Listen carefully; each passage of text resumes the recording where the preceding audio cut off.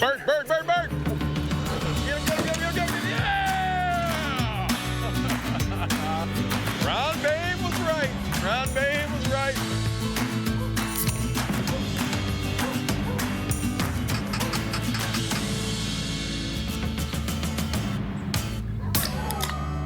I'm feeling spry.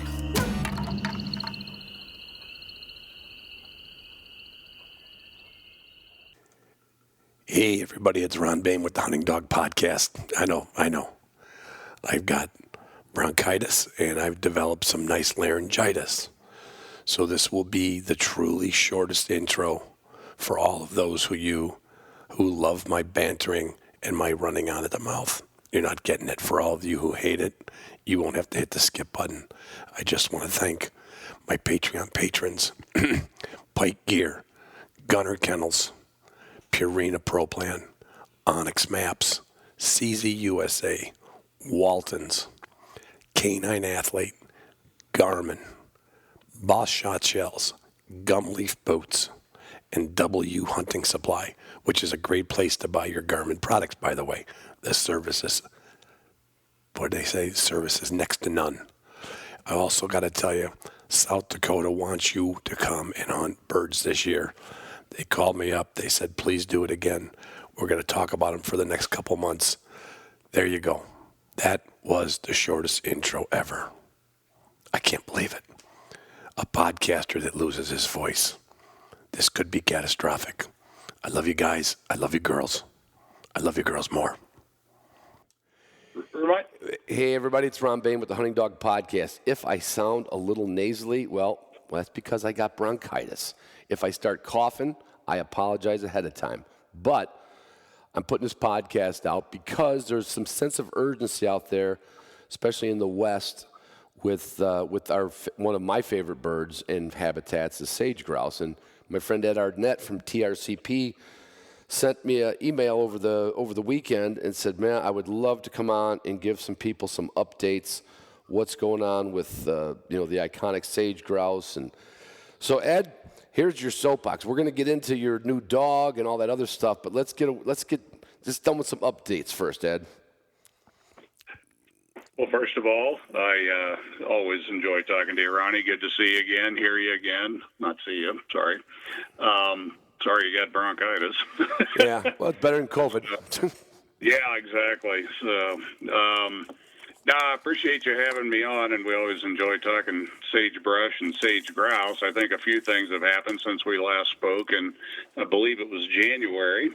So we have a new administration, of course, and we'll talk a little bit about some things that are going on there. But a series of reports came out this year from the U.S. Geological Survey, and the numbers are pretty alarming. And I think one of the reasons I wanted to chat and just kind of talk and get the message out to sportsmen to keep their voice moving on this, and the drum beating really is, the conditions in the sagebrush sea in the West are not getting better. They're definitely getting worse.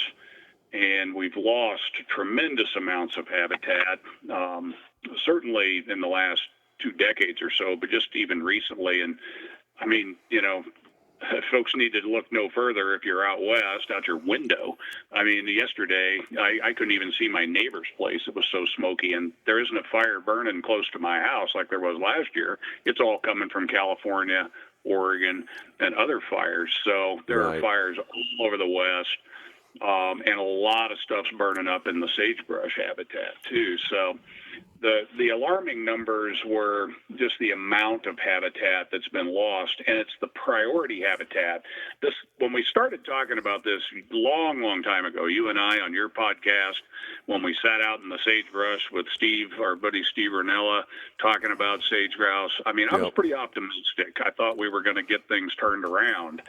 But these fires have really thrown a monkey wrench into everything. Plus, we've still got loss from development and other things that are happening too. But the fire stuff has really taken off, and since like 2000, almost 21% of the greater sage grouse priority habitat has burned in the Great Basin alone. and just in the Great Basin. And so we've got fires that are affecting sagebrush all over the West, but just in the Great Basin in the last 21 years, they've lost 21%. So about a percentage point a year, it seems like, if you averaged it out.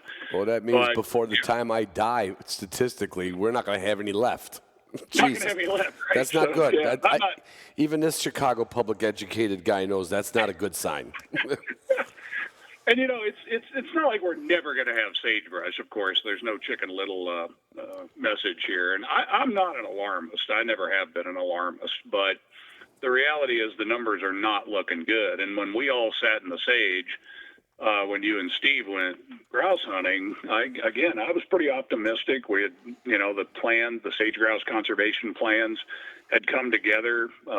Probably the greatest conservation planning effort ever in the history of contemporary wildlife management. Things were moving in a good direction. We had an administration change, and some things changed there. And we talked about that last couple of times we've talked. We've been talking all along about some things that are happening. But what has really got us is this cheatgrass fire cycle that I've mentioned before, where we've got this invasive annual grass called cheatgrass, and there are others that are out there on the landscape too. But cheatgrass is particularly notorious because once a fire gets going in that, it's a very hot, flashy fuel. It burns hot, hotter than a normal. If you had a native bunch grass and forb community that was really healthy in a sagebrush ecosystem, it'd burn more patchy and cooler perhaps than what these hot, flashy, cheatgrass fires burn. But the problem is it just comes back in cheatgrass, and so it burns again. So you've altered this fire cycle to a point where sagebrush just can't get established. So we're losing these acres, and we're not getting them restored. You couple that loss with continued loss from development, continued loss from other factors. There's lots of things that affect sagebrush and its health and quality. The numbers are showing up too as continually declining. We thought it was about 1% to 2% annual decline for the long-term trend since 1965, and the U.S. Geological Survey report that just came out this spring denotes about a 3% annual decline. So the numbers aren't turning around and going in the right direction either. So there's lots to talk about of why and how we fix it, but that's kind of the state of play. And the bottom line for kind of our community and the guys and gals we talk to all the time, Ronnie, is we're losing opportunity here, because where do you think they go to first when a state wildlife agency has to make some decisions? They start looking at hunting. Right. And whether they can justify hunting seasons. And I can tell you that Oregon, which has been a permit state only, they manage them more like turkeys, where you get a tag and you can shoot 2 a year. But they shoot a lot of tags over the years, and they've just cut those down year after year, and now they're cutting them down even more this coming fall. Idaho, which used to have ample numbers of sage grouse, and this is largely due to fire and issues surrounding habitat loss from fire in the state of Idaho, but there are other factors going on there. They've now gone to a permit system, or they're proposing that's going to shift this fall from a general season into permits. State of Nevada is closing seasons. They're just outright having to close certain areas because there just aren't birds there anymore. And here in my home state of Colorado, this will be the third year now in a row, I believe, a couple of key units in the northern part of the state are closed because the lek counts, the breeding ground counts of males dancing, have been below the long-term average 3 years in a row now for 3 years after that. So it's been 6 years, if I'm doing my math right, that those numbers have been down. So there's 2 units that I used to hunt that I can't hunt anymore, and I haven't been able to hunt there for 3 years now. So that's kind of the direness of the message, is that this is serious, and we haven't reversed the trends. And I'm not as optimistic as I was a few years ago, but I think there's still time. It's also not all gloom and doom. So. Yeah, can you give us something that's not gloom, Ed? Because right now I'm like, me, I'm always going to be on the silly side of things, but like, I would like right now listen to him like, well, I don't want to go out, to Wyoming, the number one state for sage grouse hunting, and take a sage grouse. And that's not really the right approach either, right? I mean, in a good ecosystem, they can sustain, regulated hunting numbers without a problem. It's really just it's just habitat. It's not to say we're all going to go out there and like say, oh, I'm not shooting any more sage grouse. But what can we do, for efforts, if Ducks Unlimited was trying to build sage grouse habitat, I think somehow they're big enough to do it. How do we get big enough to do it? Or what can we do? Yeah, I think a real key in all of this, there's multiple moving parts here on all this, but we've got to keep private landowners engaged and keep that private land sector incentivized to do conservation. They've been a key and very important piece of this puzzle from day one. So we need to keep that coming, and that's through Farm Bill dollars and those kinds of things. From the land management agency perspective and the state agency perspectives, they need to implement their conservation plans, fully implement every regulatory and management prescription that they have in those plans. And we've got to change this fire cycle. That has got to happen, and that's going to take perhaps billions of dollars of restoration dollars to get this cheatgrass under control and convert back to native bunchgrass and forb communities and allow that sagebrush to come back. It will come back. I mean, fire has been a natural part of the sagebrush ecosystem for millennia. But like you said, there was no. Well, where did this cheatgrass? I mean, we can't go back and sue the people who brought cheatgrass in here. But what was that brought in for? Was that brought in for feed for cattle at some point, or did it come off of a? It's a good question. Does anybody know? I should know this too, probably. I just know it came from Asia. But I don't everything know comes from Asia. It may have come over on the hooves of domestic stock. It could have come over on any number of ways. We know that where at least we certainly believe strongly that white nose syndrome, which affects bats, came over from cavers from Europe. So it could have come in a number of forms, but I don't think anybody brought it over and started planting it as a good grass to have out on the landscape. That wasn't the objective. That is the objective. Some things that come in exotic fashion, but that wasn't one of them. So, and it's like one of funny those. Because I just walked around my backyard. This stuff's pervasive as hell, and it spreads. From an evolutionary perspective, it's a brilliant little grass because, I mean, I just walked out in my backyard. I've got it all over my backyard, and I come back in and my sandals just covered with the damn seeds.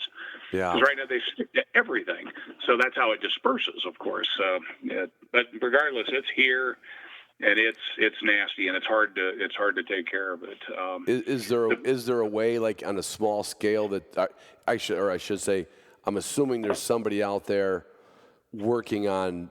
Is there a weed control process, or is it more like beat it out with our natural bunch grasses, or will it still? That's the idea, is to get the natural bunch grasses going. That's the key thing, and it will outcompete it eventually.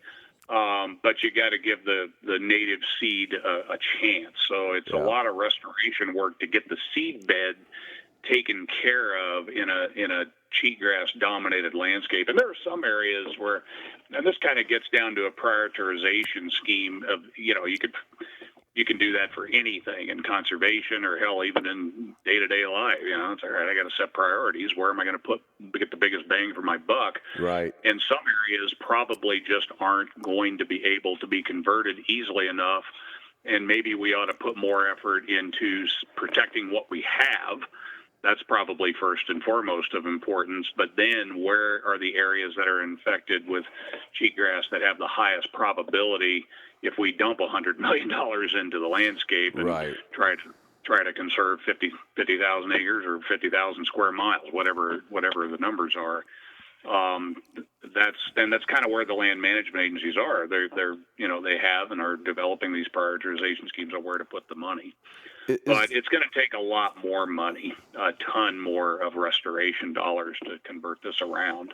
Does that get tied into a farm bill at all, Ed, do you know? Or can it be tied into a farm bill? Or is that going to be a whole nother? Farm bill dollars absolutely could be helpful in helping private landowners through their conservation incentive for the conservation title programs in the Farm Bill.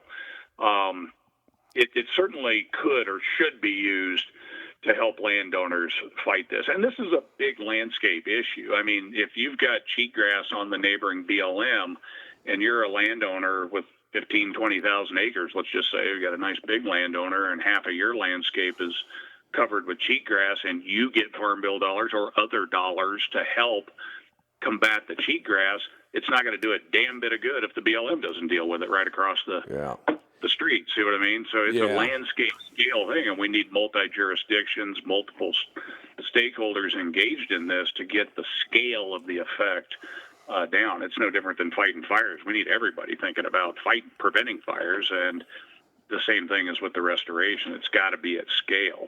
Yeah. So that's kind of the key thing. And it's little things, too, like, you know, the BLM currently doesn't allow certain herbicides. They've got to go through the environmental impact statement process through the National Environmental Policy Act laws to get approval to use some current chemical fertilizers that have shown very good promise. And I can't remember the name of it. I always get the name screwed up. It's Rejuvia or something like that. But the Forest Service, for example, has permission to use it. The states can use it and are using it to great effect. It's really knocking back the cheatgrass good and allowing, and then if you seed in, you know, and do the site prep and things and such to get the native bunch grasses back using native seed and such, it's showing very strong promise, but the BLM hasn't done its NEPA analysis yet, for example. So that's something that seems like a no-brainer, that they really need to move on that fast. So they can use this herbicide that's proven. So lots of little things, but you know, in terms of what I want to break in one time, Ed, too. Yeah, and I know everybody doesn't hunt the West, but you know, there's like you hear BLM. BLM is federally owned land, right? It's very popular out west. I mean, there's probably a piece somewhere east of the Mississippi. I don't know where, but they have a little bit, but not much. Yeah, but BLM is federally held, federally owned land that typically we would have access to as long as there's legal access. Yep.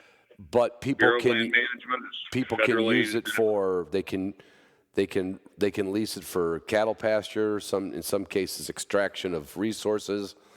So it's like that. And that department is that its own entity in Washington, or does that fall under somebody else, or is BLM its own little kingdom? It's its own bureau or agency. There's bureaus and agencies. It falls under the Department of Interior. Okay. So the Secretary of Interior oversees the Bureau of Land Management. Okay. Got it. And they manage, I think it's roughly almost 250 million acres, roughly, as I recall. So it's a large chunk of land. They're all public, unless there is some unique reason, and I say unique, let's say a solar field, for example, which has been permitted on public lands. We should talk about renewables a little bit at some point here. Yeah. Renewable energy development. We talk a lot about oil and gas and its impacts on wildlife, but there are definitely impacts from renewables. But they will fence those solar panels off typically. Mm-hmm. So that would be off limit. You know, you're not going to jump the fence kind of thing. And then there are other, you know, safety zones and other places. But by and large, the most acres on the Bureau of Land Management are open to the public to do pretty much anything. And you're correct. There are grazing permits that are issued for allotments that are handed down from to that ranch from generations, and they permit and it's what we call a public land private operation, where that particular landowner needs that public land and a lease on the public land to maintain their operation. So it's dry out here. We don't grow grass like y'all back east. So they need bigger landscapes to provide more food for their operations. So there's leasing of cattle grazing, and there's extraction of minerals, as you noted as well. Yeah. And definitely oil and gas development has had a huge impact, particularly in the Rocky Mountain region. You know, Wyoming, Colorado, parts of Montana, Utah, and other places. It's had impact on sage grouse and sage grouse habitat. And then in the Great Basin, as we kind of started this all off with the dire urgency of the messaging, is it's burning up. Yeah. It's all fire. And in fact, in Washington State, they had a endangered population to begin with. I mean, they were in deep dire straits in the state of Washington, where the bird was already listed. They lost half the habitat to one fire. Oh my God! Just last year. So they're on the brink of extinction. And a lot of people wouldn't know this, but a lot of people don't even know what the heath hen was. But it was basically a subspecies of prairie chicken that occurred from Maine all the way down to Virginia before it was over-harvested through market hunting and such. But there were protection efforts that were put in place, and there were about 2,000 birds on Martha's Vineyard at one point, and the restoration efforts were looking pretty good. And a fire wiped out the habitat. Jeez. Not a lot of people would know that that's what the coup d'état was for. You mean one of the Kennedys had a bonfire one night and it got out of hand? Is that what you're telling me? Yeah. I don't know the cause of the fire. All right, we'll leave it at that then. But they didn't name it the Chappaquiddick Fire, though, did they? No. It was it's a diversion. That's what it was. No, and the heath hen, I've heard that term. I've heard that was a bird back in the day. But was that the expand or the area that once inhabited? I always loved the fact that at one point I learned the word obligate species from you. And then every time I go around, I'm like going, I wonder if that's an obligate species. And it's like, they're almost all obligate, except raccoons could live anywhere, deer could live anywhere, pheasants could literally live anywhere if they had some cover. But like that heath hen, was that a certain kind of grass that was down the coast or something, or do you remember any of that? Well, it was a subspecies of prairie chickens, and if you look at America back in that time frame when the early settlers showed up, there was a game bird like a prairie chicken or a sharp-tailed grouse, sage grouse only in the West because they were an obligate of sage brush. That's what they had to have. Yeah. The prairie chicken species are a little more flexible. Yeah. And in fact, the lesser prairie chicken, which I wanted to chat about as well, occupied a variety of habitats in the southern Great Plains. But they're definitely a grassland species. They were not a woodland species necessarily. So they were occupying, grasslands, grassland areas in the east. But I would not necessarily consider they're not an obligate like a sage grouse is. Right. Market hunting took a major toll on them, but habitat conversion as well. But ultimately what got them was that fire at Martha's Vineyard. You just knock out enough habitat and that's that. Game's over. Yeah. Yeah. And the other species that's clinging, and I mean clinging, it's only around really because of a captive breeding program, is the Atwater's prairie chicken. That was a subspecies of prairie chicken, along the coastal region in particular of Texas, and I believe they expanded into Louisiana. And they're clinging, clinging to. Well, bringing that back to the lesser prairie chicken, so that's like the next prairie chicken that's clinging right now, I guess, right? Yeah, and they're clinging as well. Back in the mid 1990s, they were proposed for listing. There was an estimated maybe a couple 100,000 birds, 100, maybe not even that many. I think back then it was maybe 120, 130,000 birds estimated to be left. It was petitioned to list, but it never was listed until the listing decision, at least in the time period that I've paid attention to, was in 2014. And in spring of 2014, I believe it was May, they were listed as threatened. And not long after that, and all the while, just a little bit of history there, the 5 states that currently have prairie chicken habitat, or chickens themselves, put together a strategy to try to move forward with this 5-state strategy to protect prairie chickens. And long story short, the judge in Texas overturned the Fish and Wildlife Service's listing in 2014. So they were not listed after that decision, and part of the reasoning was to give this 5-state plan time to play out. Mm-hmm. Well, the species was just listed this May as threatened. So that plan didn't pan out, and the details probably may or may not be necessary, but the reality is they've continued to lose habitat, and numbers have continued to go down, and or at least be stable, but stable isn't good enough, and this particular decision happened just recently. But what they did was they separated out two populations. One of the population sectors utilizes what's called oak shinnery. It's a scrubby oak type habitat that occurs in New Mexico and parts of Texas, I believe. There's a population that utilizes that habitat, and then the others utilize shortgrass prairie. And in particular, they like the CRP that occurs throughout southwest Kansas. CRP is really what's kept lesser prairie chickens around. Yeah. And they were listed as threatened. The oak shinnery population in a smaller area was listed as endangered. Oh, wow. So they're in trouble. But the bottom line is no one's been able to go hunt lesser prairie chickens since I believe the state of Kansas closed in the fall of 2013 based on the impending decision that was forthcoming in May. And everybody thought it was probably going to be listed, and it was until the judge overturned it.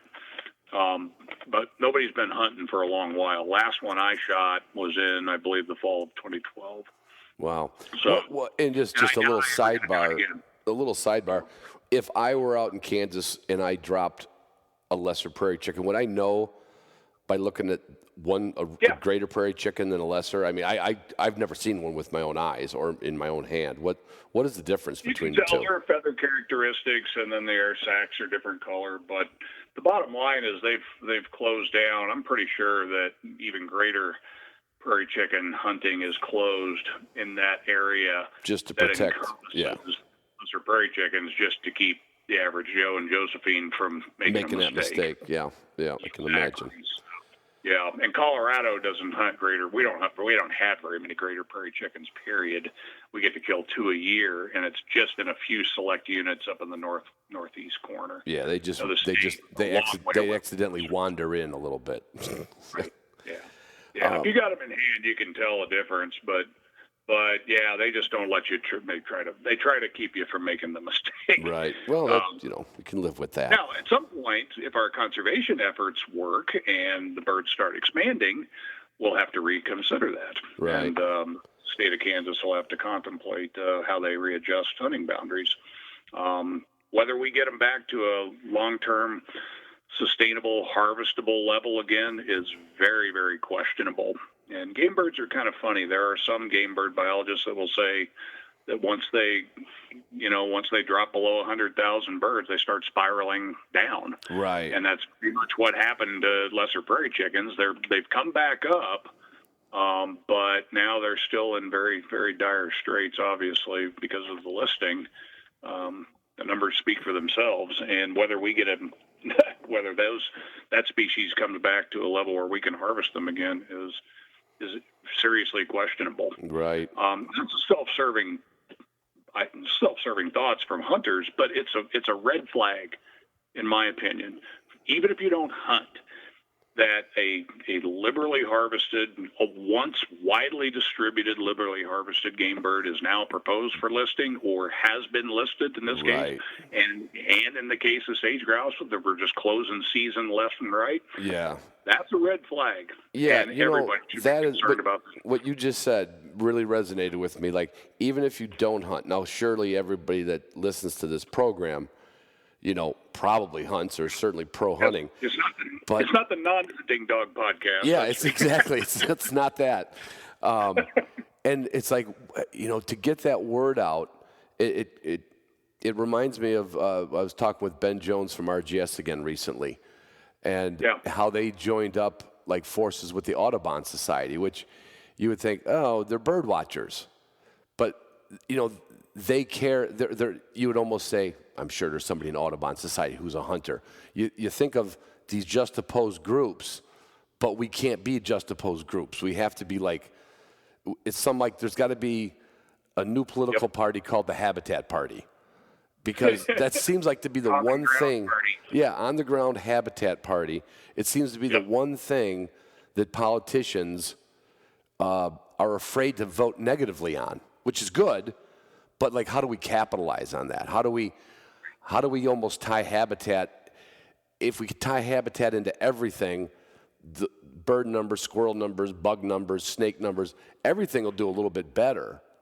But it's kind of like we got too many camps almost, Yeah, everybody's got their own little silo, or they can, or species group. Audubon's a good example. I work with Audubon a lot behind the scenes. They're not a formal partner of ours, like Rough Grouse Society is, but there are obvious common ground overlap that we have to work together.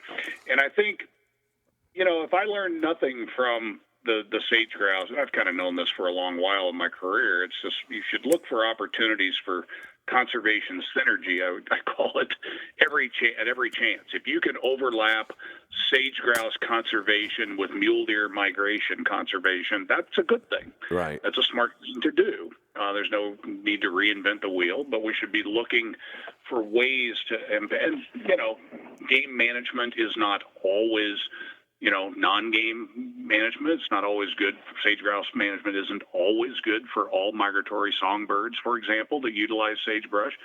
But most times you're going to find that there is a benefit. And I think as much as we can look for that overlap and that synergy, the better. The other thing you mentioned on the politics side of this, politicians, if I go in and say, well, I can't hunt sage grouse anymore, or we're losing habitat, eyes glaze over. It just doesn't resonate.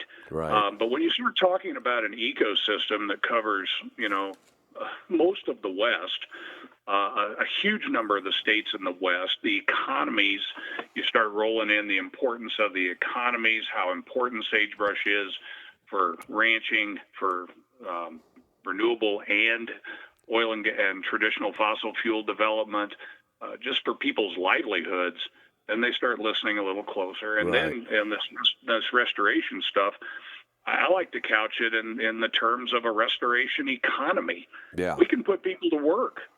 I mean, you don't just stick a bunch of volunteers out there and turn around the cheatgrass fire cycle. We need to put billions of dollars into that restoration effort. Why can't we call that a restoration economy and put people to work doing it?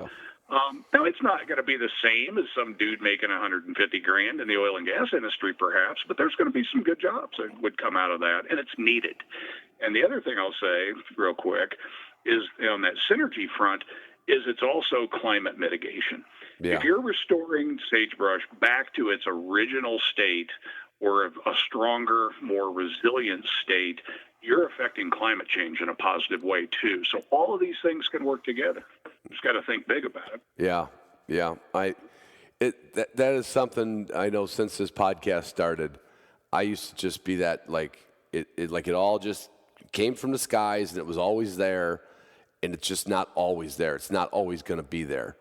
And right. And I'm sure first time I heard the word, everybody's changed over to climate change because, the word global warming got everybody all wound up, right? Yeah. So now it's climate change. Well, and the climates do change, but we're so more aware of it. And then getting those groups, getting those politicians to be like, you almost want to say, take the word hunting out of it. Let's just talk about, the climate and the globe. I heard a guy, I can't remember whose podcast he was on, but he went up into the space station, and he looked down at our planet, right? And it was his first time up there, and he looked down at the planet, and he was like, how come we're not all on the same page? Is it because nobody gets to have this view? 'Cause it is just one big round ball that's completely connected. There's no part of this globe that's got a void. It's all connected. And getting that view to where, we all got to do something. We all got to do something. And in some cases, if you live right in the middle of a city or a suburb, you've got to, in this case, get involved with TRCP or get involved with a local sportsman's club, something. Give a few bucks to somebody. It's fine to give something to Jerry Lewis at Labor Day, but but I think you've got to find some group that where at least you feel like, hey, I don't know how to plant grass, I don't know how to drive a bulldozer, and I got a 9-to-5 job, but I want to help. And hunters have fallen on that by I'm an RGS member, so they're working with the trees, and I'm a Pheasants Forever member, and they're working for the grass habitat. But it's almost like we just need, and it's kind of what TRCP is. I mean, you guys are the umbrella of, is that the right way to say it, Ed? The umbrella well, of. We definitely cover a lot of things, no question, and absolutely. And we're a convener in a partnership type organization. I mean, we do our own thing, but the idea is to do it under the guise of a partnership, a broad coalition of the sporting and conservation community with common ground. And we don't all agree. I mean, the sporting community spans everything from the far right to the far left and everything in between. Maybe not the far left, it's somewhere in the, everything in between. And it's very diverse.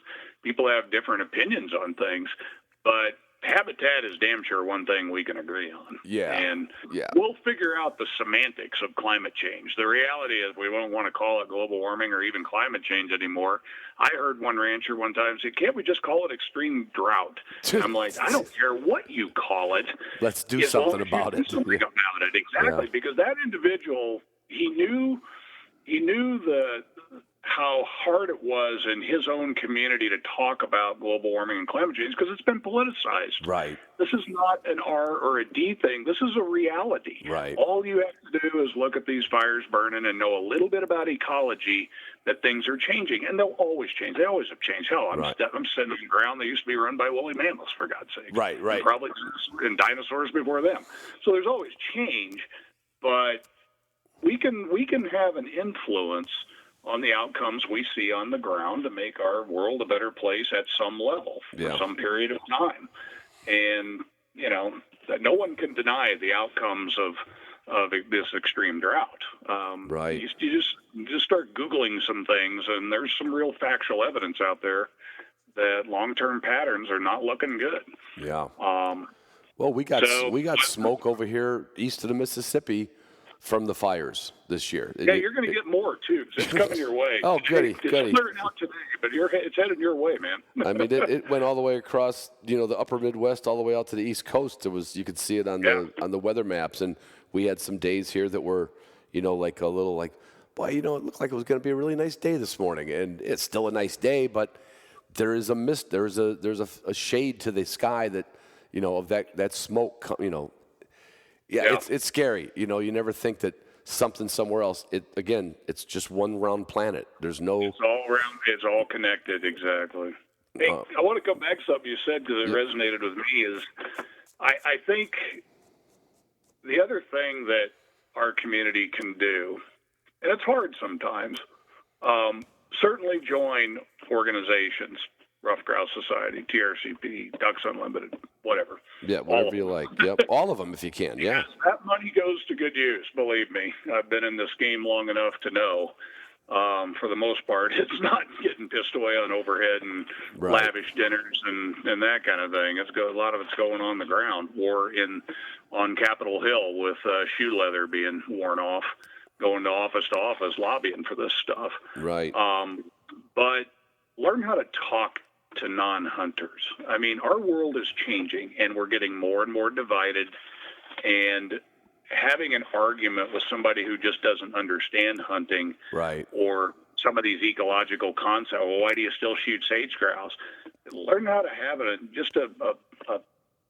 civil conversation with people and explain some of these things. I mean, like you said, I taught you the word obligate. I mean, I suspect today you could have given all your podcast guests and all your interaction with friends, you could now have a much not better. I'm looking for the right word. It's not like you couldn't have a conversation with a non-hunter in Chicago 10 years ago, but I bet you could do it better now.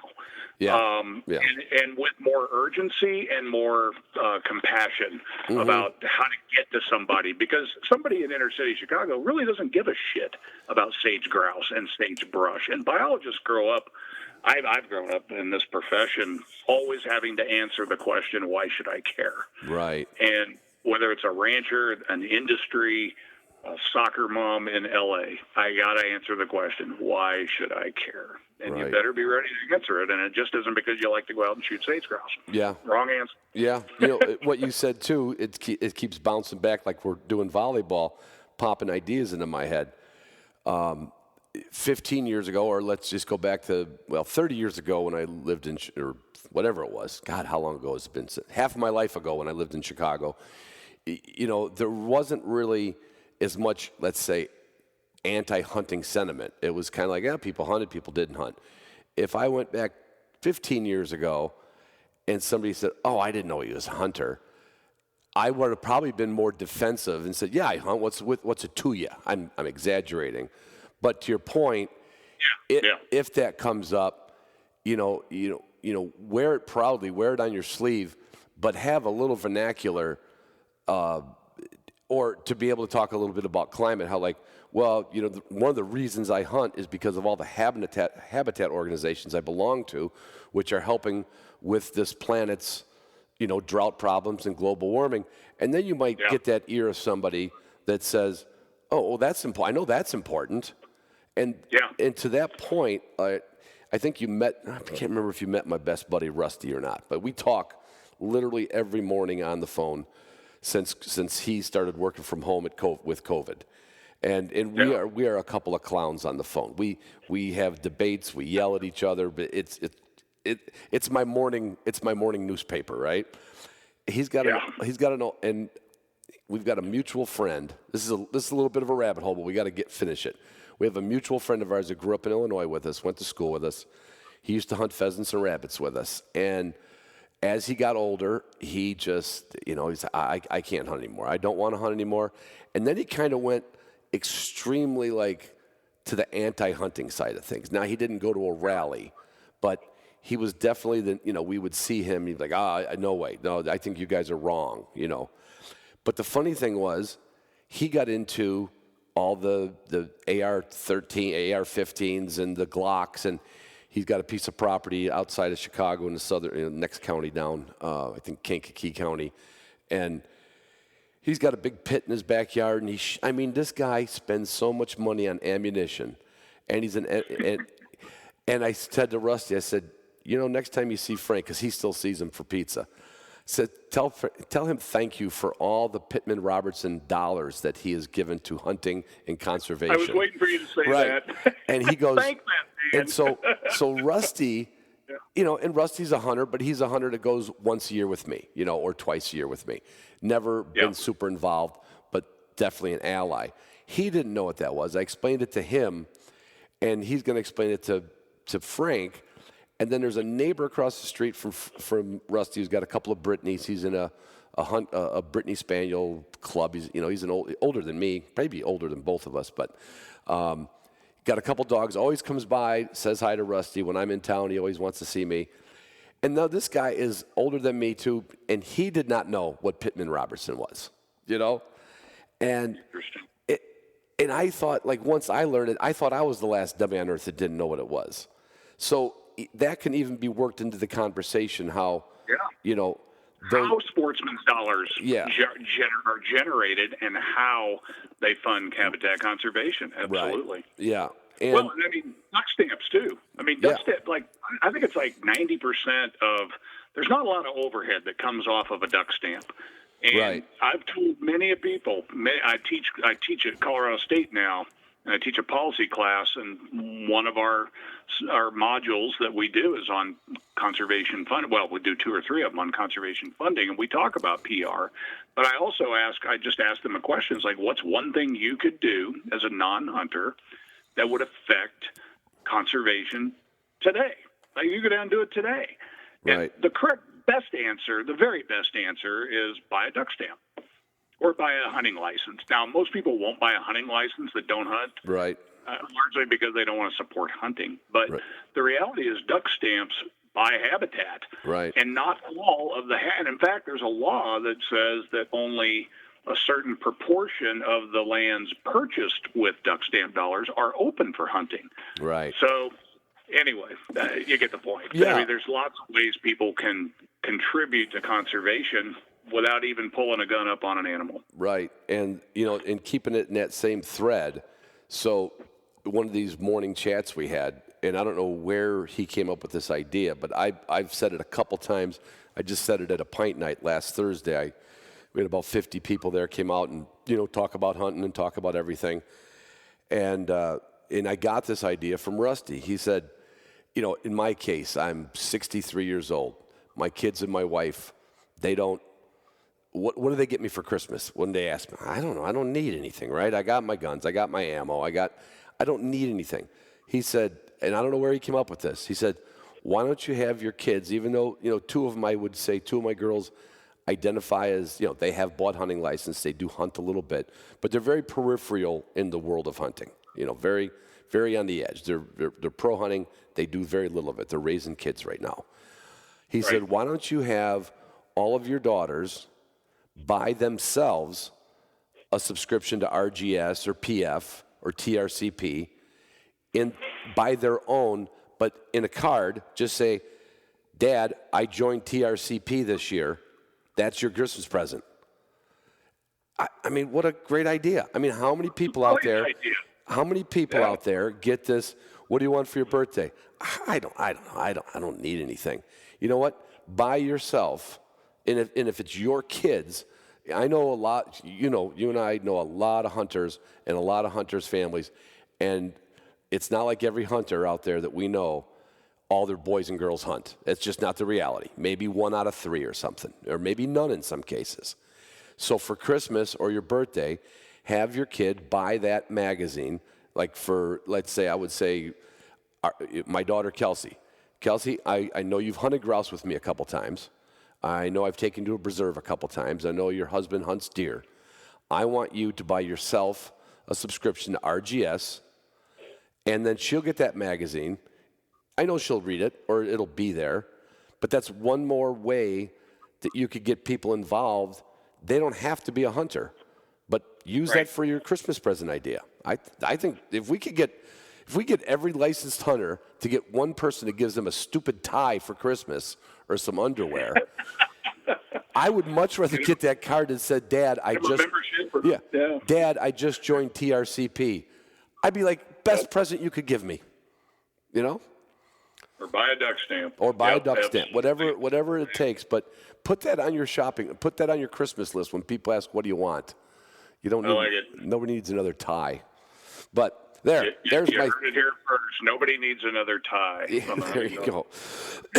Unless you come out with a line of ties, of course. Well, that of course. You'd be pushing ties. Hey, now you just let me write that idea down. That line of ties. That's going to go with my. Where's your apparel section on your website? That's going to go in my apparel section. So let's go back and be a little serious before we get into your poodle pointer journey, because I want to get an update on that. But so again, you work for TRCP. It's not, if people don't even want to, if they're like, look, I can't join another organization, they could go online and they could just get the newsletters and read about some of these things, read about the bills that are coming up, read about what they're fighting for, right? Yeah. Isn't that at least absolutely a first course of action? You can sign up for the Theodore Roosevelt Conservation Partnership. Google that, www.trcp.org. You can sign up for our newsletters. You're going to get hit with some emails here and there to donate. You don't have to. You can get our newsletter. If you like what you see, you can donate. Yep. But mainly it'll keep you informed. At the very least, go to our website and check some things out. We've got a sage grouse specific piece of our website. There's a nice timeline on there, and we just keep adding to that. I'm going to add probably something here at the end of this summer with a little bit of the gloom and doom, but hopefully some good things that are going to be happening to reverse these trends we were talking about. We'll be adding that to the timeline, but you can go and check out the Farm Bill. We've got a very nice Farm Bill website. I use it for my class, actually, in teaching policy. And you can sign up for our newsletter, and that way, I can't, if you ask me, what can we do today, Ed? I can't tell you to go to that website or someone else's website and sign a petition to tell Congress to put billions of dollars into this ecosystem and restoration. But we're probably going to have one coming at some point. Right. What people have to understand is policy takes a lot of time, and all you have to do is just look at what we passed in the last few years. It takes a lot of time. We still don't have the infrastructure stuff done. Everybody that turns on their TVs been hearing infrastructure. It still hasn't passed yet, but there's some good stuff in there for wildlife. And there's some good stuff in there for everybody. Right. But it still hasn't passed yet. But if we need to push Congress a little further over the edge, signing that petition will help. And if you're on our website, or if you're on our newsletter, or that of Pheasants Forever, they don't always do action alerts and those kinds of things. Right. We do, but you can keep yourself informed, and if a petition comes across your email, do it. Absolutely Congress, do it. Yeah, exactly. It helps. When I walk into a senator's office and talk to their staff, and I've got 100,000 signatures coming in from our sporting community on an issue, right? They pay attention to that. And if we tell you to call your senator, call them. That really helps. I mean, there are people in charge. That's all they do. Well, that's not all they do, but when the phone rings and somebody calls, hey, I need you to support this bill because it supports sagebrush conservation or the Farm Bill or whatever, they write it down. They absolutely write it down. Yeah, so I know when those action alerts come through, again, I was that guy like, I'm not going to call Washington. It actually, you call that number, you get your state senator, and you will get a response. Now, granted, it may be an email, but it was recorded. They got the message. But if we don't give them a message, how much time are they going to spend on it? They're not going to spend any time on it. They're like, no, this must not be important to my constituents aren't paying attention. If you could get, if you could just if you could do those action alerts, that doesn't cost you anything but a couple minutes on your computer or your phone. That's right. And we usually make it pretty simple. I'll write the letter. I'll ghost write the letter for sage grouse, for example. I don't write them all. And I'll make it so simple that you just got to read through and make sure there isn't something so politically egregious that you're going to, I can't do that. I make it pretty darn simple for people. And we make it simple because the minute you type in your zip code, we know exactly who your representative is. Right. And obviously your two senators, you only get two. So Right. So with your zip code, we can figure out your district. That is like one of the beauties of the internet, like those call to action ones. I've Debbie Stabenow, she doesn't know me, but she gets them from me whenever we have one. Yep. Exactly. I wanted to talk a little bit, like in state of Michigan, we have Michigan United Conservation Club, and they're kind of like I'm really paraphrasing here. They're like our own TRCP. They are camped out right in Lansing, and I don't care if you're a dog walker or a bird watcher or a grouse hunter. They have fishing clubs, sportsmen's clubs, gardening clubs. They all go up to MUCC, and MUCC is like our voice in Lansing, Michigan. And every state has some version of it, but we're like ours is old. Ours is like, I don't know, let's say 60 years old, and it's huge. I mean, nothing. I don't want to say nothing. We still can't get them damn mourning doves to be hunted here, but that's probably because we're a ballot initiative state. But anyway, a group like that, if your state has a group like that, become a member of that. If you don't want to do the Christmas present for what we call a habitat organization, find your local state conservation organization, because you'll get a magazine from them. You'll see what they're doing, but those people are camped up right in those senators' faces, and they see these bills come through. And I told you before we hit record, there was a couple that came through here, and it was like a dog can't be on, it has to have at least a 6-foot leash. But the problem is they show a dog tied up to a 1-foot cord in the backyard. It looks like he was starved. And so the voters are like, oh, it would be great to give him 6 feet of leash. But what that rule was really intended to do was to hit people who we call tie out our dogs for feeding or in between hunts. And we put them on, say, a 2-foot check cord, so it's safe. It's not going to wrap around their legs.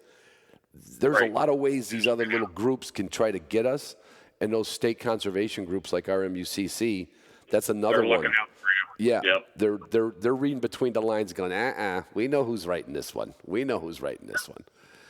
That's a really good point because we're talking a lot of federal level policy and land management stuff. Right. State level is vital. Yes. And even down to the county.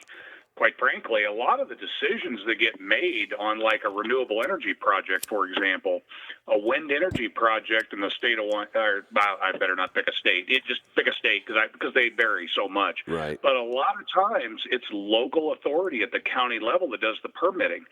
Yeah. And sometimes they call the wildlife agency, sometimes they don't. Right. And so, keeping track of what's going on in your state is really important too. That's a really, really strong point. Yeah, well, I think, like I said, I think every state has a version of it. We're very fortunate here, but that's another way people can kind of keep their finger on the pulse of things, And there's a lot of hunters out there that don't get out anymore. There's a few that are, let's say, aging out, but man, they could still be active with that, sending those call to action letters, and just letting the politicians know, because that's the one thing that we talked about too before we hit record. You're going to know the vernacular better. I know the one was the Land, Water, and Conservation Act, and there was another one, was it that fully funded it or something? But those two things got voted on in Congress.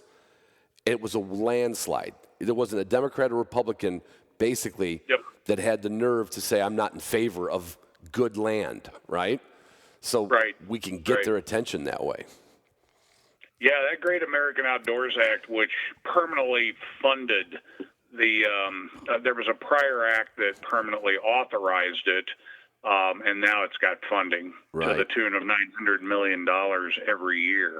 It's allocated to it now. That was huge, and it was totally bipartisan. Totally bipartisan, So now, mind you, there was some politics going on there. I would raise a big question mark as to whether it ever got passed if Cory Gardner and Steve Daines weren't in very, very difficult races in the states of Colorado and Montana, respectively. But, it got passed, so it was a huge win. Now, we'll take a win. They were playing that. They were playing that in their exactly. States, If you're a boxer, or you're going to take a win any way you can get the win in the win column. You can't hang up, exactly. You can't hang up on some of the house sometimes. It's like policy is making sausage, man. And more often than not, people just want to know it tastes good and looks good. They don't want to know how the hell it's made and what's in it. Exactly. Well, let's talk about what's in a poodle pointer. Now, I probably know a little bit more about poodle pointers than you do. I just judge. Oh, I know you do. a little bit. Now, I don't own one, but so people have heard that on the podcast before. He was dyed-in-the-wool lab guy, and switched over, took a walk down to Plank, and you were looking for a poodle pointer. Now you have one. How's I went from poodle pointer curious to committed to fully committed now. I got him. Last time we talked, I was going to get him. Right. I think I picked him up in March. No, he was born in March. Okay, I picked him up in late April. So he's what, 4 months old? He's 5 months. 5 months old. 5 months just a couple days ago. He was 5 months old. So he's great, man. I love him. He it's interesting because when I picked him up, and not that anybody cares, but the reason I just did a lot of research. I just liked the breed. It just was one of those things. You read enough about it. And you, quite frankly, when I asked you and you said, oh, I like him a lot, that tipped me over the edge because I trust you. Yeah. A lot. And I thought, I can also get a dog that kind of fits my brown dog theme. Yeah.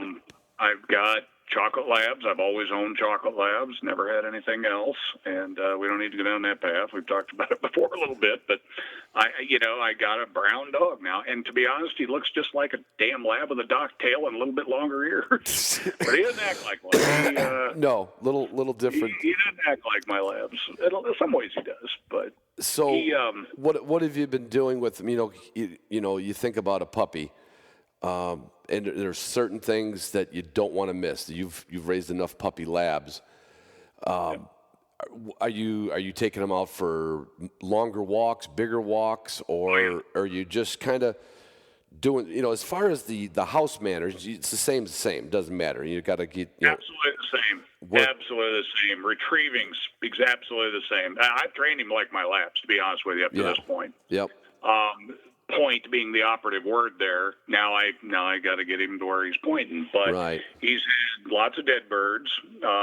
We have yet to get him on live birds, and anybody listening is like, oh, yeah, you're way behind. But no, it's just lack of opportunity and time. And I like this dog a lot, Ronnie, and I've seen enough of him to know he's fine. He is going to be just fine. Right. You can take the juice out of him. You can't put it in him. He's got nothing but juice. So he's birdier than hell, biddable. He pushes me a little. He's a pushy one. And in fact, the guy that picked him, I didn't pick my dog, and that's just not like me. But I trusted the guy to pick me a good one. And it turns out the breeder. This is kind of a funny sidetrack, but I got to tell you, I judged the Master National, AKC Master National in 2013 in Kansas. Mm-hmm. And it's a long story how I found this guy, but the short version is I was hunting sharptails up in Nebraska, and I ran into this guy from Wyoming. And he had the most beautiful frickin' poodle I've ever seen. It was just a gorgeous dog. Yeah. And he gave me the guy's name, and I contacted him, and I wrote him a nice long letter because I wanted as you know, they don't breed that many litters, and the breeders they got long lists, and they're expensive dogs. Yeah. Long list to get one. Yeah. So I wrote this guy a nice long letter, just let him know. It's like, hey man, I got some dog chops here. I know what I'm doing here. I'm not just some average, I'm not looking for my first bird dog. I'm looking for a new dog. Yeah. Yep. Guy calls me within an hour of sending the email. Yeah. And we talked for about an hour. And I think we talked about this last time. And it's like, well, why'd you go with that guy? And I'm like, I don't know. I liked him. He seemed like knew his stuff. But there was just something in my mind. It's like I read on his website that he was at the 2013 Master National. I'm like, well, shit, I probably judged this guy. Or I was part of the judging team. We had 4 sets of judges. It turns out the minute I got out of the truck at his kennel, it's like, hey, Chris, how you doing, man? I recognized him immediately. Wow. I dropped 4 of his 5 dogs in my flight. And I'm like, you sure you still want to sell me this dog? He got over that. He got over that, yeah. He had one dog that got screwed by bad gunners. They dropped a bird right in front of this poor little lab. She had done so nice the whole test and broke. It was just a terrible shot. Yeah, it was just awful. But anyway, we had a good time catching up, and I was his judge. How far away did you have to go to get the pool? I went to Minnesota, Worston, Minnesota. Gotcha. I saw Granite Ledge Kennels, yeah. Anyway, it turns out this puppy is a full litter mate to the guy I met in Wyoming. Oh, nice. So it was a repeat breeding. But he's nice, man. When I got there, it was funny. His sister, it was just him and his sister. He picked this dog, and he kind of noted that you're going to like this dog. He's got lots of, but I picked him for you because I know you can handle him. That told me immediately he's probably the bull of the litter or really close to it. And he tests me a lot. He tests my wife a lot more, but he's biddable. He's good. He's fine. He's just fine. Yeah. So he's learning. He's doing stuff. I've got him honoring Deke. You've hunted with Deke. Mm-hmm. I throw bumpers for him. It's all yard work. We went out in the field today for a big walk, and we were just doing marks today, just hand-thrown marks. Yeah. And he's honoring the big dogs, doing good. So that's literally working on some impulse control early, Exactly. Like it's not his turn, we're not looking for upland birds right now. You're getting like some, what would you call That's it? right. Some pre-manners in, and that's what's so important is a puppy will cut himself right into the front of the line like it's an amusement park ride if you let him.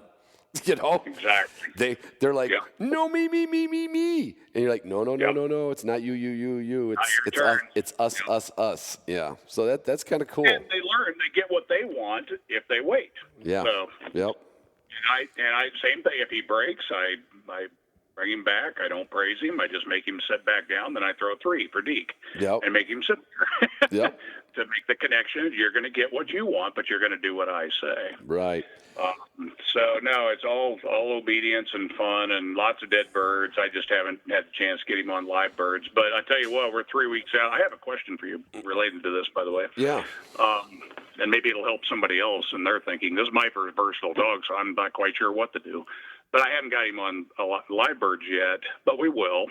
I'm not worried about whether he's eventually going to point or not, or be birdie. He's birdie as hell. Right. And I've been dragging dead birds, and man, I'm telling you, I drag a duck yesterday, and maybe this doesn't mean anything to people who've been training versatiles their whole life or pointers, but it sure meant a lot to me. I cracked him out of the box. He got on the little bit of feathers where the drag line started, and he had that duck in like under a minute. It was about a 150-yard drag. And never broke away 10 yards on either side of the trail. He worked it out really fast, so I was pretty impressed with it. Maybe I shouldn't be, but I thought it was pretty damn good for a 5-month-old puppy. You know, you've obviously got a natural retriever on your hands. You know, he loves retrieve. Yeah. That never has been an issue. He loves walking. The one thing I would say, you know, and this could be, you know, without seeing the dog, you can never really judge it. I don't do a lot. I think we all do stuff like that because you're like, oh, I want to see how he'll do on that. But, you know, what that kind of shows is it's not a test of nose, because that's a drag is a very simple nose thing. You know, I mean, the dog, any dog would follow that just out of interest. But what you're seeing there is the cooperation and that come in the package and the obedience to go get it and bring it back. So you're seeing the cooperation and the obedience is really high, because, you know, he could have got to his first one and like we've seen adult dogs do that get too much pressure on them, they'll stand there and pluck it, or they'll try to bury it, or they'll flip it around in the air or pee on it. You know, I wouldn't do it a lot, but, you know, doing it once in a while. And I don't. Yeah, doing it once in a while, it gives the dog a reward. It's, you know, for him, like I said, season's coming up pretty quick. You've got places to go. The fun part would be when you start running him, just let him have his head. And like I said, he may not point the first bird. He may point the first bird, and then he may not point the next 5. But, you know, those wild birds will teach him. They fly out of his life. And, you know, once he starts doing that, his search will build up too. And then right now you probably don't know what kind of natural range he has, especially if he's running in the field with your dog. You know, they're probably doing a little bit, you know, at his age, probably doing a little bit more, you know, playing tag and playing grab ass. But make sure you get him on some solo walks, you know, all on his own, ideally where you know some birds are. You know, even you've shot enough birds, even if it's hunting season, or go out now. I think you can go out now and get his nose into some wild birds without the gun and just see what he does, you know. And today is the first day I took him on a big walk with Deke. And I was basically transferring the hand thrown, you know, honor in the field, you know, and I just wanted to get him out, run him around a little bit. And there was a little bit of grab ass, but he was looking for birds. Yeah. As the field, we'd planted a few birds to see if he could find them, kind of thing. So he kept going. He recognized the spots where I planted the birds. So he was kind of running around. But he's going to range out. He's not going to be by my heel. I'll tell you that. He's not old, big rangy, but because he's still a 5-month-old puppy. But he's coming in good. He comes back. I ran into a guy out in this field, and he said, "I can't take the dog off the lead. I don't know if I'll ever get her back." And it's like, well, shame on you. Yeah. I mean, that comes you from. Can't get your dog back at this point. Oh, I know. Same age, 5-month-old dog. Right. People, and that's, you know. Now I will say, you know, with the training I've done, in the filming I've done with our Upland Institute, I was guilty of this half the time. I didn't keep a check cord on a dog all the time. It's such a nice little safety thing. But the biggest thing is, check cord is for safety. And if he's a young dog, it's not going to be a 20-foot heavy cord. But it kind of builds a little bit of a point of contact. He's always got something dragging around him. You can always reel him in. But letting him have those early puppy walks and then coming when called, you don't have that what that guy had. He finally let his dog go. He's like, oh, my God, my dog won't come back. I have met so many people that, they're afraid to let their dog off the leash, Yeah. And they probably should have been doing it a lot earlier and a lot more, had a lot more fun with them because, unless the dog isn't wired right, they want to be around you, and all you got to do is, especially with a puppy, kind of get down on one knee and give them a little pup. And see what they do. Yeah. I'd be embarrassed if I couldn't take my dog off a leash.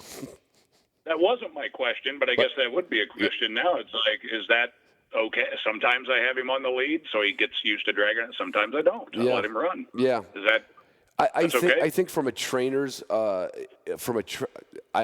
not speaking for Justin, my partner, but I have watched him. He literally doesn't have a dog out without a check cord on it.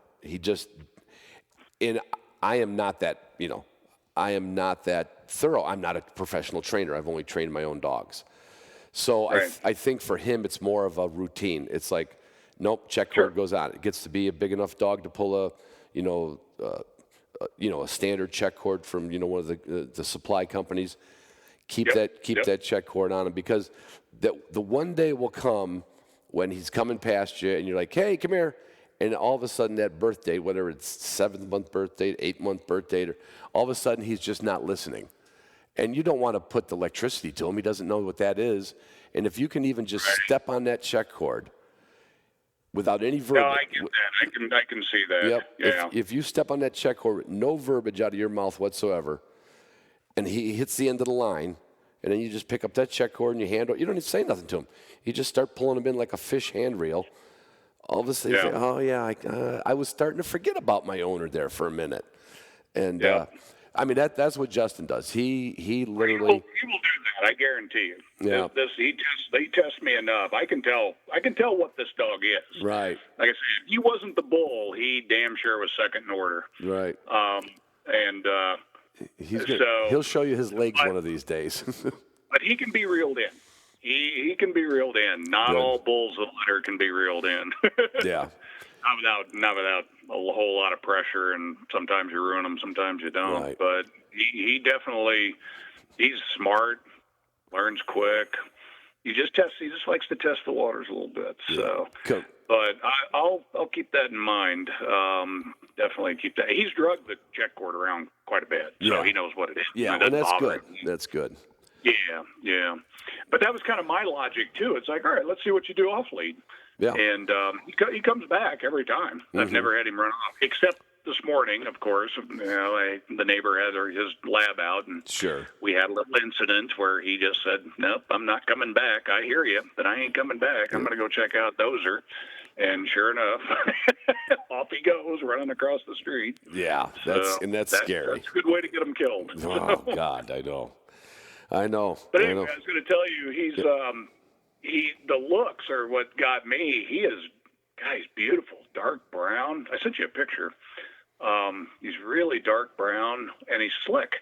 When I picked him up, his full sister, sitting right next to him, had a nice, cute little beard. She was just as cute as can be. And with her little beard, and he doesn't have any kind of coat or facial hairs coming out. I say it's like the guy we all went to high school with that always tried to grow a beard but never could. Right.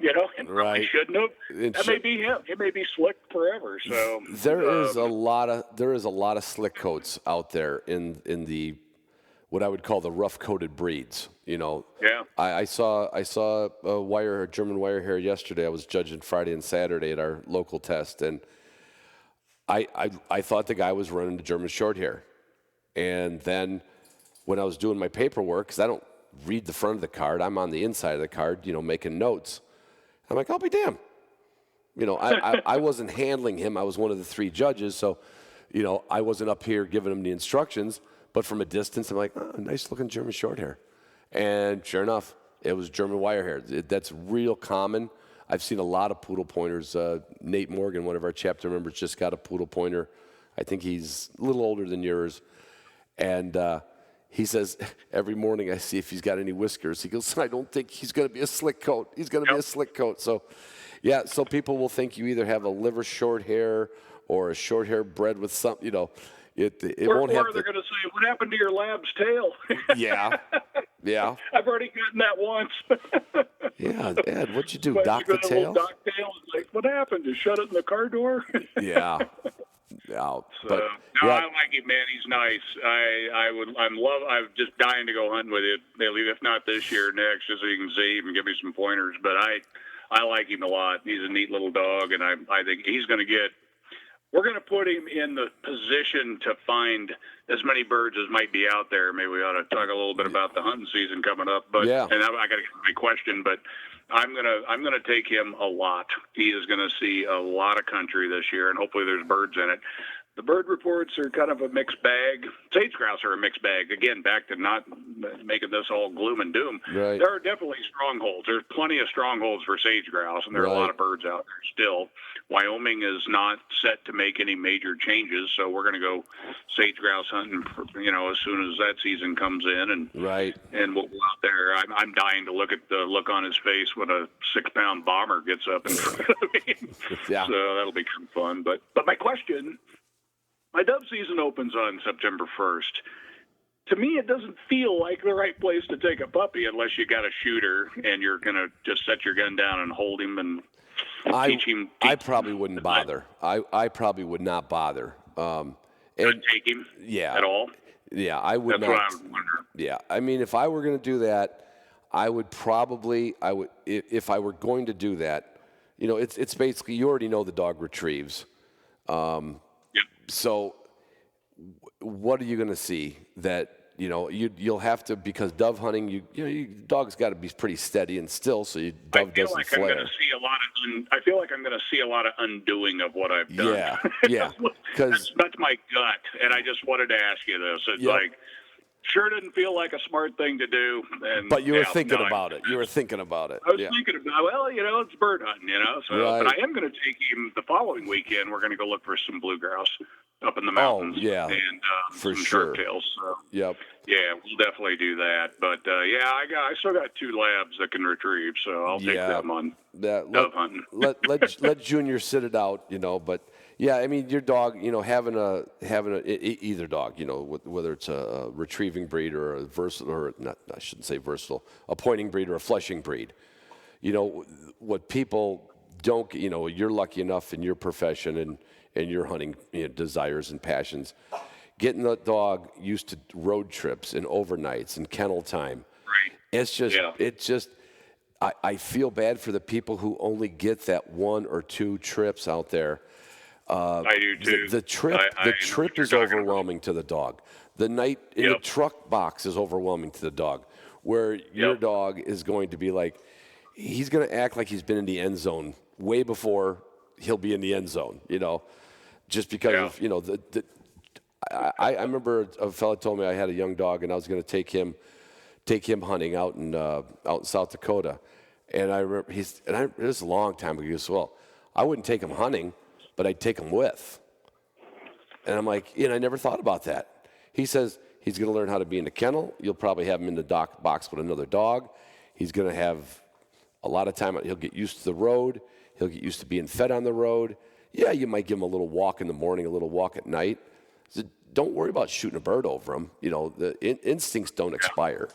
Right. Right. But all that exposure, tie out stake and all that stuff, that'll help build the dog's character as well, and his own versatility. So, yeah, those folks that just jump out there and dog's been sleeping in bed for 6 months, and then or a year, and then they take him out to South Dakota and the motel says no dogs got to stay in the truck, and that guy's dog is out in that truck barking all freaking night, because he's never had a night in a kennel like that, Right.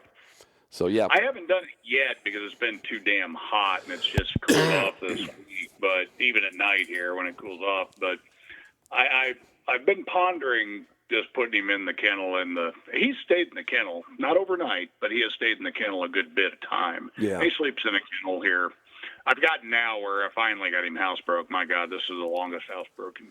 This dog beat in the house longer than any I've ever owned. And males are always harder than females. Oh, yeah. But yeah, he hasn't peed in the house in a long, long time. So we've given him a little flexibility. We got a nice bed in our bedroom, so he sleeps there out of the kennel. But for the longest while, he slept right in the kennel, and he goes in there every once in a while and just crashes. Yeah. So he's comfy with the kennel, but he starts barking when we take off, but then he settles down. Or if I have run him, he just crashes. Right. A couple of times I've opened up the back, and he's laying there on his back with his legs all sprawled out. It's like, Yeah, what like, are we hey, doing? yeah, you woke me up from a good dream. Yeah. Right. But I've thought about leaving him in the house overnight, and then, why test it? He'll figure it out. We've gone camping a few times this summer and taken him, so Yeah.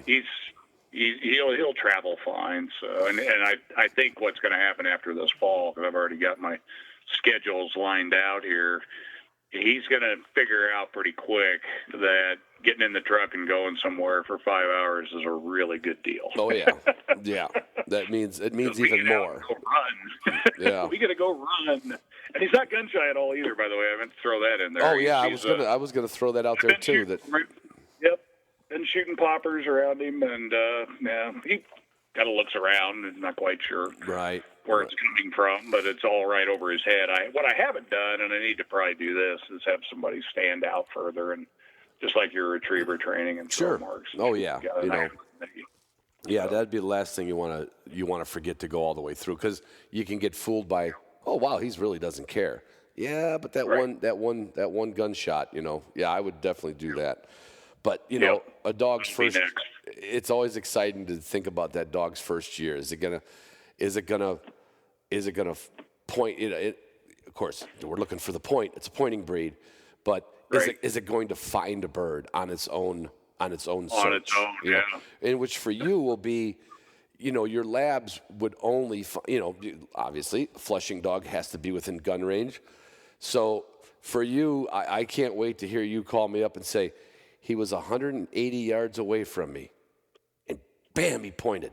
And held my sage grouse until I got there. Yeah, and he might not hold it till you get there, but he will eventually, And and that's the one thing. Like I'm reverting the other way. I'm falling in love with this Cocker Spaniel. But when you find I wanted to ask you about that little pup. Oh, she's a heathen. She's got me wrapped around her finger. That's all my fault. But it's literally a little harder to hunt with a flusher because you are on point. You got to I mean, your gun should be a 10, like your hands on a wheel. Like the driving instructor 10 and 2. Your hand should be on the grip in the forearm all the time. You shouldn't be hanging your gun over your shoulder while you're hunting, But with a flushing dog, you got to be ready, Where that pointing dog, you'll enjoy getting a little lazy once in a while and say, hey, he's fine, he's out there. Oh, look, all right, pay attention, let's get up there, That'll be different for you. And then I would not assume you'll hunt them both at the same time. Except not this year anyway. No, let him build his own search. Let him. He needs, and when he needs a break, I'll crack deke out, and off we'll go and do. Right. Yeah. So I'll constantly be going back and forth. Right. So being alert the whole time is probably a smart thing to do. Yeah. But the neat part is people like to hunt flushers and pointers. The advantage you'll have is your flusher. You could see him on point and say, "Okay, deke, heel," and you could get there to him. Where if you didn't have that control, I'm getting at is having a flusher that's in good control before you got your pointing dog. I think would be easier than the opposite. Yeah, I've hunted an awful lot with pointing dogs, and you included. And they didn't seem to have any. Mine are under control enough that it's never been an issue. Right. Never. Yeah. They never. They're like, no, we got our job figured out. No, don't worry about it. Yeah. They'll break once in a while, and a cockbird gets up 10 feet away. So sometimes it's all bets are off, but I can get them back under control fine. But they never have spoiled a point, ever, with anybody. In fact, half the time, I always joke with my friend Casey, he's got the dog on point, and the birds backdoored him, and I end up flushing him behind them and kill him. Right, exactly. Hey, let's real quick do a little wrap on, we kind of touched on drought. And you said sage grouse, obviously, in some areas numbers are going to be where they were, but some places are going to be okay, and other places are down. Some places are just plain closed. But I mean, you said it earlier. I think you're right. I mean, look, it's not time to hang up our shotguns, folks. No. And I'd be the first to do it, but unfortunately, it's a sign of our failure. We're not taking care of habitat and addressing the threats, and this has kind of become a mantra of mine lately. It's like, if we're going to continue to adjust hunting seasons, sportsmen and women have given. We are giving opportunity, and we will do it, but it's at the expense of the habitat. Yeah. And so when somebody asks, how can you justify still hunting them? It's like my immediate reaction is, how can we justify still destroying their habitat?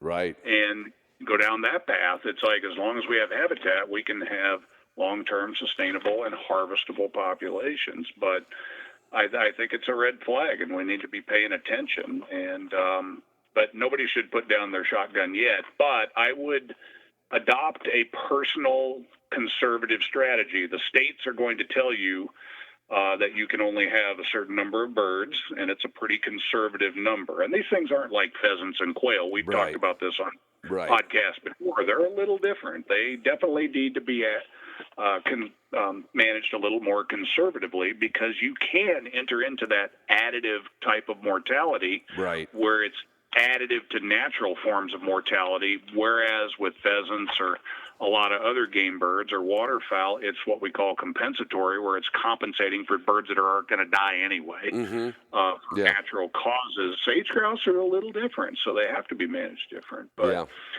it's not time to hang up just yet. But the fact that we have to continually keep adjusting these seasons downward or closing them is not a good sign. So, but we can reverse it. I'm still somewhat optimistic, but I'm getting more concerned by the day. But again, I think right now it's going to be a push to continue the conservation plan implementation, to keep the private landowners incentivized to do good conservation, and get this restoration on track. Get lots of money in there, and make it a win for everybody. Yeah. Make it a restoration economy. Center it on creating jobs in local communities to keep them healthy and the habitat in good condition, and everybody wins. Including the birds and the local communities that benefit from hunters showing up in the first place. Yeah, we can make it a win-win. Yeah, it's shrinking, but we can put our finger in a dam, I think, And I think I'll say this: it's not the first time that sage grouse have been imperiled. I mean, I think we've talked about this before. I can't remember, but way back in the turn of the century, obviously everything could have been on the endangered species list. Oh God, yeah. If we'd had an ESA in 1905, if we'd had an ESA, black bears, white-tailed deer, turkeys, all would have been listed. Yeah. They're endangered. Yeah. So it can be done, but just a little more urgency. Sagebrush is kind of the redheaded stepchild. Sometimes it seems like. No offense to redheaded stepchildren everywhere. But, yeah, right. It's just they just don't get there. They're I'll throw it this way: the Rodney Dangerfields, maybe they don't get a lot of respect, but like some habitats. But it's kind of like we talked about in the beginning. Once I learned that word obligate, I want to throw it into a sentence like, so the sage grouse is obligate to the sagebrush sea, but maybe habitat on this planet is obligate to the sagebrush sea. If we can't take care of that, if that disappears, it starts spreading like remember the beginning of Bonanza back in the day, Ed, where that little branding iron would hit and then that map would just burn up. Like we can't have that. We can't have that. We've got to. It's a funny analogy, but it's spot on. Yeah, that's exactly right. We got to put that fire out. That's right. Ed. Literally. Yeah, literally, we got to put that fire out.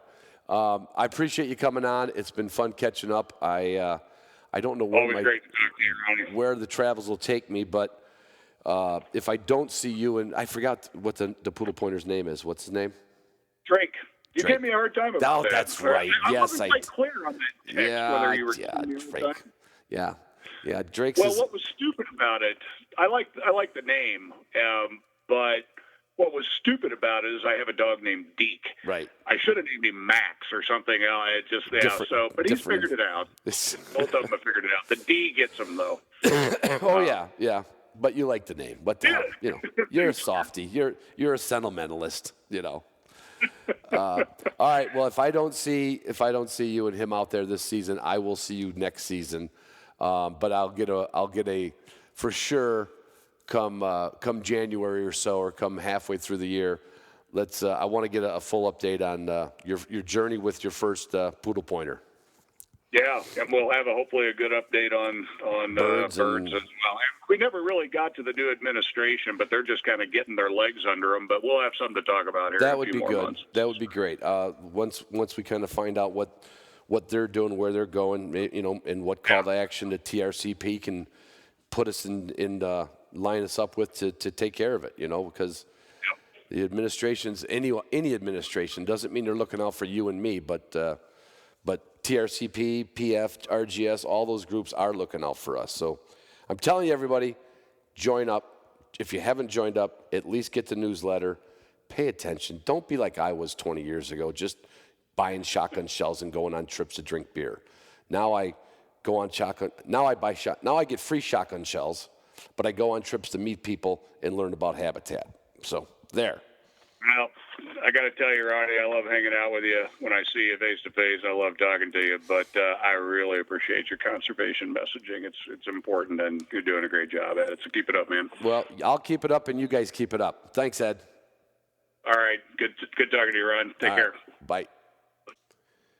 Thanks for listening, everybody. Thanks to Pike Gear, Gunner Kennels, Purina, Onyx, CZ USA, Waltons, Canine Athlete, Garmin, Boss Shot Shells, Gumleaf.